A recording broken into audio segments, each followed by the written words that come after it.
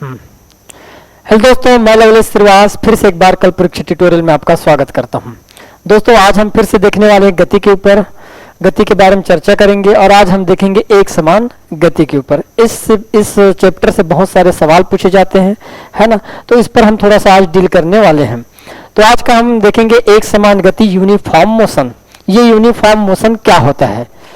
तो जैसा कि हम जानते हैं, एक समान गति का मतलब ये होता है कि समान समय अंतराल में यदि समान विस्थापन हो तब हम कह सकते हैं उस कंडीशन में कि जो वस्तु की गति है वो एक समान गति है। अब समान समय अंतराल में समान विस्थापन होने का मतलब क्या है भाई? मैंने कहा कि भाई सबसे पहले हम देख लेते हैं कि पहले मान लो 50 मीटर की दूरी को हम मान लो 10 सेकंड में तय करते हैं, है ना। पहले 50 मीटर की दूरी को हम 10 सेकंड में तय किए, फिर नेक्स्ट 50 मीटर की दूरी को फिर हमने कितने में तय कर लिए? 10 सेकंड में तय कर लिए।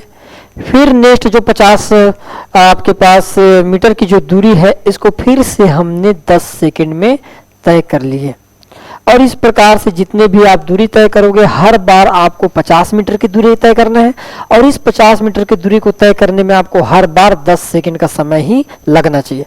तो हम क्या देखेंगे कि जितने बार हम 50-50 मीटर की दूरी तय किए, मतलब यहाँ पर आप देख पा रहे हैं कि दूरी समान है और इस दूरी को तय करने में आपको हर बार समान समय भी लेना पड़ रहा है। तो मैं ये कह सकता हूँ कि ये जो गति होगी ये आपके एक समान गति है।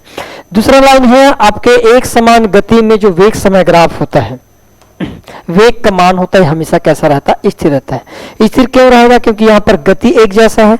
गति एक जैसे होने के कारण वेग का मान भी हमेशा क्या रहता है? स्थिर रहता है। कहने का मतलब है कि एक जैसा रहता है, उसमें कोई बदलाव नहीं आ सकता। तो यहाँ पर वेग को हम क्या मान सकते हैं? कांस्टेंट मानकर चलते हैं। क्लियर है? आगे बढ़ते हैं। आगे आप देख पाओगे कि एक समान गति में जो वेग समय ग्राफ जो बनता है, बहुत सारे एग्जाम में पूछे जाते हैं, खासकर आपके जो अभी जो पूछे जाएंगे एग्जाम है ना, तो वहां उस एग्जाम के लिए बहुत इंपॉर्टेंट चैप्टर माना जाएगा। ठीक है, तो एक समान गति में जो वेग समय ग्राफ होता है, एक सरल रेखा या सीधी रेखा होती है जो समय अक्ष के समानांतर है। ये आपके पास समय अक्ष है और इस समय अक्ष के समानांतर ही आपके जो वेग समय ग्राफ बनेगा। क्लियर है? तो ये होता है स्थिर वेग के कंडीशन में। दूसरा चीज हम इसमें जानने की कोशिश करेंगे,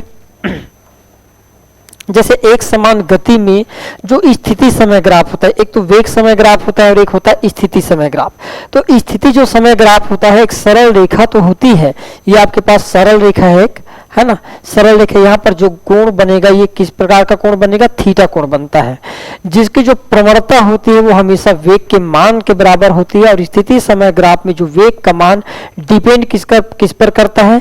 कि v इक्वल tan थीटा के ऊपर डिपेंड करता है, क्योंकि इसकी जो प्रवणता है वो वेग के मान के समान होता है। तो इन छोटे छोटे चीजों को हमेशा आपको याद रखना है, क्योंकि जो सवाल पूछे जाएंगे आपके वेग से यहीं से पूछे जा सकते हैं।